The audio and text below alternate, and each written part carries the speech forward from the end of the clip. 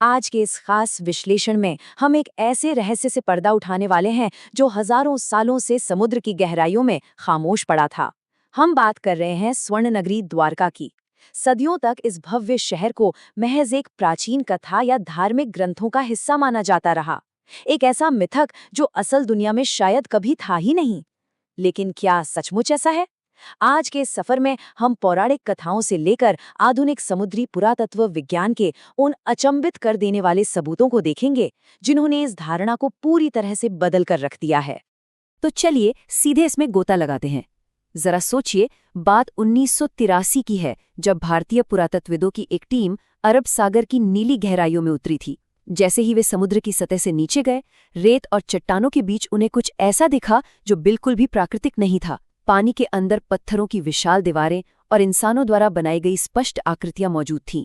इस नज़ारे ने टीम को पूरी तरह से चौंका दिया और उनके मन में एक ही सवाल पैदा किया, क्या ये वही नगरी है जिसका जिक्र हजारों साल पुरानी किताबों में हुआ है? क्या वाकई एक पूरा का पूरा शहर इन गहराइयों में दफन है? इस सवाल का जवाब ढूंढने से पहले हमें प्राचीन ग्रंथों में बताए गए उस ब्लूप्रिंट को समझना होगा। भाग 1, स्वर्ण नगरी का भव्य निर्माण। पौराणिक कथाओं में बताया गया है कि इस शहर को बसाने के पीछे एक बहुत ही ठोस रणनीतिक कारण था। जब मथुरा पर राजा जरासंध के बार बार हमले हो रहे थे, तब भगवान श्रीकृष्ण ने अपनी प्रजा की सुरक्षा के लिए पश्चिमी तट पर एक बिल्कुल नई नगरी बसाने का फैसला किया। ग्रंथों के अनुसार श्रीकृष्ण ने समुद्रदेव वरुण से भूमि मांगी थी और बदले में उन्हें 153.6 किलोमीटर का एक बेहद सुरक्षित भूखंड मिला। बस यहीं पर द्वारका की नींव रखी गई, एक ऐसी जगह जो हर तरह के बाहरी हमलों से पूरी तरह सुरक्षित थी। और ये बात बहुत ही शानदार तरीके से दर्शाती है कि प्राचीन ग्रंथों में द्वारका का बुनियादी ढांचा कितना उन्नत बताया गया है। ऐसा माना जाता है कि दिव्य वास्तुकार विश्वकर्मा द्वारा बनाए गए इस शहर में 900 से अधिक भव्य महल थे, जो सोने और रत्नों से जड़े थे और जिनके फर्श चांदी के बने थे। लेकिन बात सिर्फ सुंदरता की नहीं है, यहाँ की व्यवस्था बेहद एडवांस थी। एक बेहतरीन सिंचाई प्रणाली और ऐसे रास्ते जो सीधे बंदरगाहों तक जाते थे, ये सब मिलकर इसे एक पूरी तरह से आत्मनिर्भर शहर बनाते थे। भाग 2, श्राप और यदुवंश का विनाश।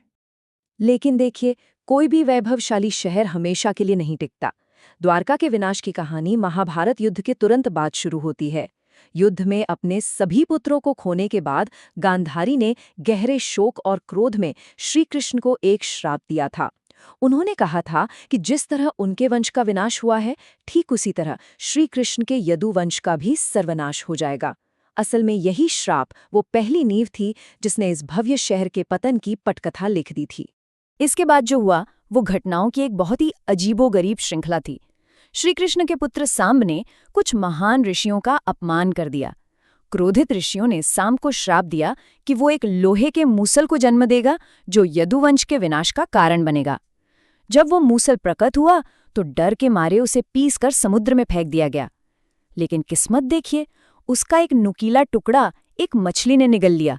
बाद में वही मछली जरा नामक एक शिकारी के जाल में फंसी और उसने उस टुकड़े से घातक तीर बना लिया। द्वारका के अंतिम दिनों में यदुवंशियों के बीच अहंकार बहुत बढ़ गया था।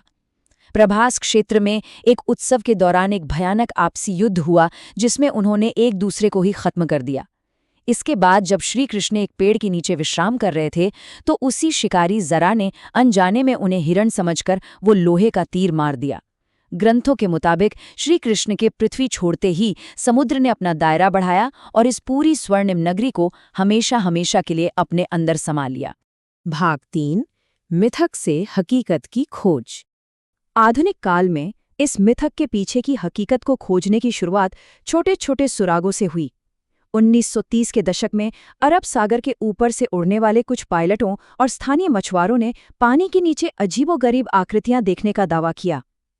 फिर 1963 में भारतीय पुरातत्व सर्वेक्षण को बेट द्वारका के पास कुछ प्राचीन बर्तन मिले और 1970 के दशक में जामनगर से 6ठी शताब्दी का एक ताम्रपत्र मिला जिसमें इस क्षेत्र का सीधा संबंध श्री कृष्ण से बताया गया था। इन कड़ियों ने मिलकर एक जासूसी कहानी की तरह ऐतिहासिक वास्तविकता की ओर इशारा करना शुरू कर दिया। इस विशाल रहस्य को सुलझाने का असल बीड़ा उठाया डॉक्टर S.R. राव ने। 1979 में जब उन्होंने भारत की पहली समुद्री पुरातत्विक खोज शुरू की तो उनके पास न तो कोई एडवांस तकनीक थी और न ही कोई बड़ी फंडिंग। यकीन मानिए, शुरुआत में इस पूरे अभियान का बजट महज 800 रुपये था। डॉक्टर राव का जुनून ऐसा था कि उन्होंने अपनी टीम को खाना खिलाने के लिए अपने खुद के वेतन तक का इस्तेमाल किया। ये वाकई इतिहास की सबसे प्रेरणादायक खोजों में से एक है। अब यहाँ जो बात वाकई सबसे ज्यादा दिलचस्प है वो ये है कि डॉक्टर राव की टीम की मेहनत आखिर रंग लाई। 1983 से 1992 के बीच की गई खोज में समुद्र के तल से 30 मीटर नीचे 560 मीटर लंबी एक विशाल पत्थर की दीवार मिली। ये कोई प्राकृतिक चट्टान नहीं थी। इसके साथ ही 30 से अधिक पत्थर के खंभे और 3 छेद वाले एंकर भी मिले। ये एंकर इस बात का पुख्ता प्रमाण थे कि ये जगह कभी एक बहुत ही आधुनिक बंदरगाह हुआ करती थी। इन खोजों ने दुनिया को चौंका दिया था।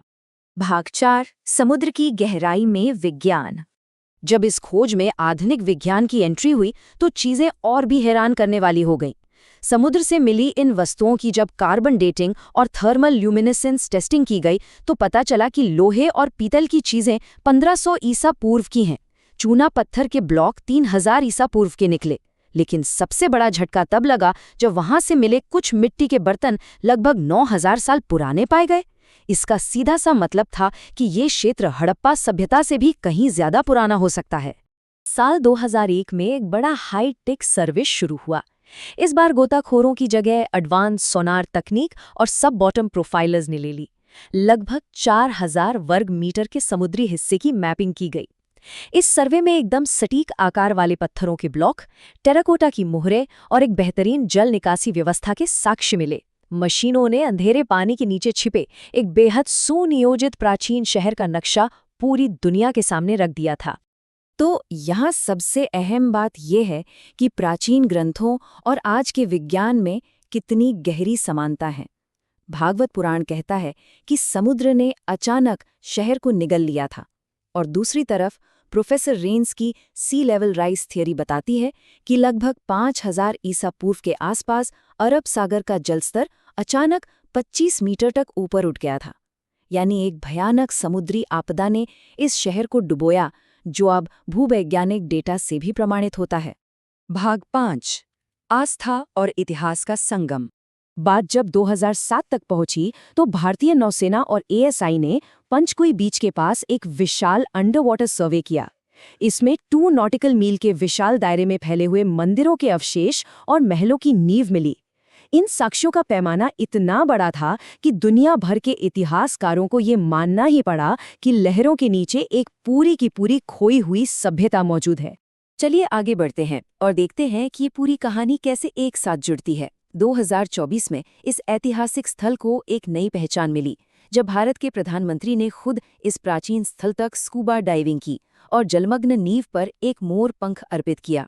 आज द्वारका 2 अलग-अलग रूपों में हमारे सामने है। एक जमीन पर जो लाखों लोगों के लिए आस्था का केंद्र है, और दूसरा समुद्र के नीचे जिसे दुनिया द लॉस्ट सिटी के रूप में जानती है। इस पूरे विश्लेषण ने हमारे सामने एक बहुत ही गहरा सवाल खड़ा कर दिया है।